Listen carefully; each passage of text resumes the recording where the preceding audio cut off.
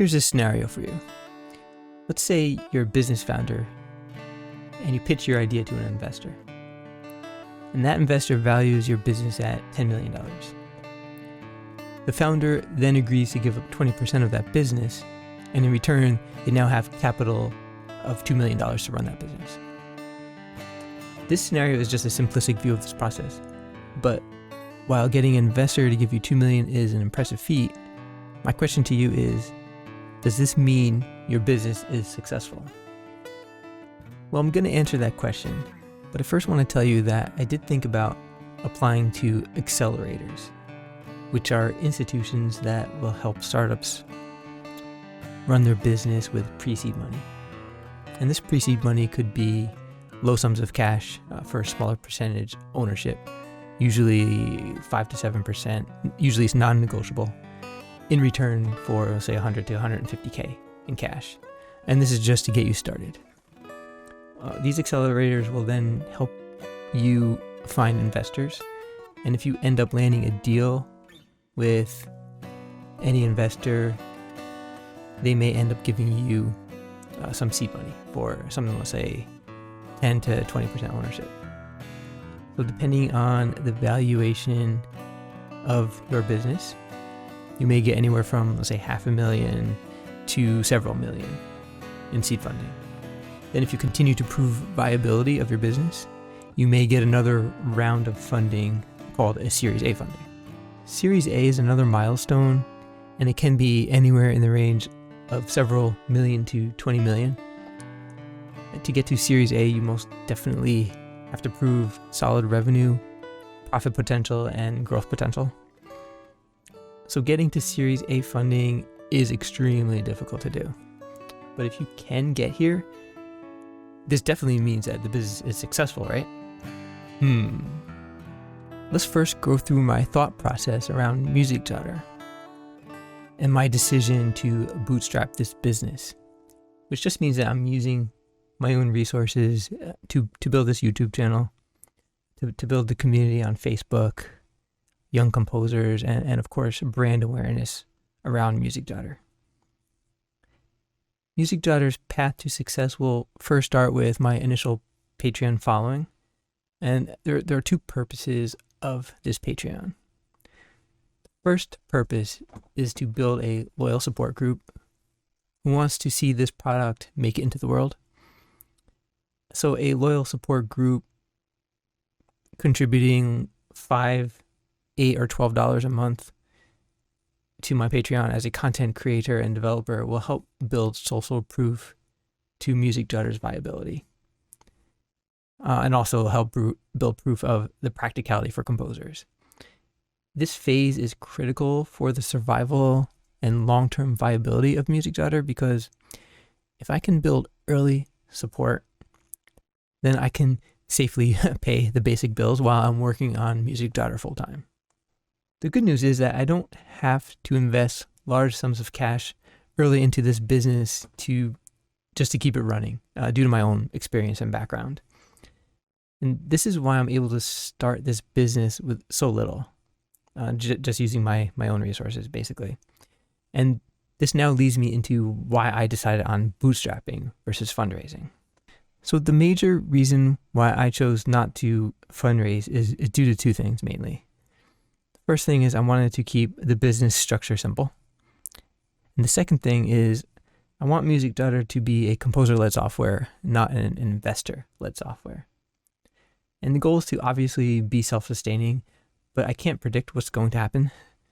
However, the longer I'm able to hold off of external investments, the more control that you and I will have over how Music Jotter will get built out. I'm also able to take some time to become a part-time YouTuber. So let's say I had some owners, they may have a hard time understanding like the point of a YouTube channel, and may even get aggravated with me because YouTube is a very long-term solution. Investors usually care a lot about like short-term now, making their millions in the next couple of years. Then there'd be questions about who would own my YouTube channel.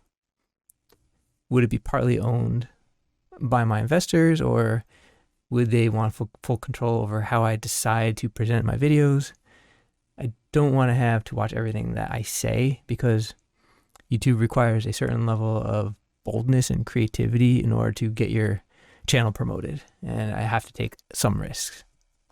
And one of those risks would be, for example, that I'm big on music playback. So to the point where I'm creating a playback series on this channel. But let's say an investor disagrees with my convictions around music playback. I'd have little choice but to change my strategy. And I fear that they would say things like, a DAW can handle music playback, or you can just master your music after the composition process, or something like Note Performer. Note Performer is an AI playback engine that can handle it. It's good enough. So stop putting attention into this. But the reality is I'm focused on a low latent playback during the composition process, not after the composition process. And low latency is key here. So these are things that I may not be capable of getting an investor to understand, unless, of course, they are a musician. So if you are just as excited to have an excellent playback system in your music notation software, don't forget to give this podcast a thumbs up, and also don't forget to subscribe. But if I'm running Music Jotter with my own cash and with the money that's received from Patreon and future users, Music Jotter ends up being accustomed to run on a lower cash flow, and the business structure is also greatly simplified, which leads to more flexibility and higher efficiency in terms of the business. It also means that I build a much better engagement with my end users and my community.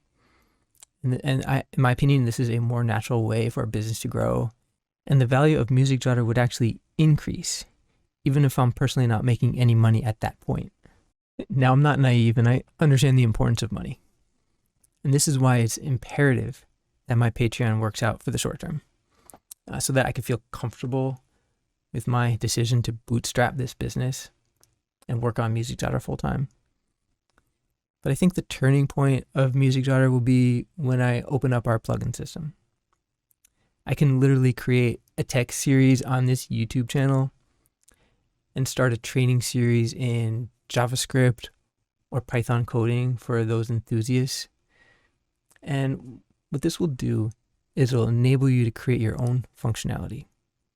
But you'll also be helping me code the bells and whistles around this product while I continue to work on the base framework.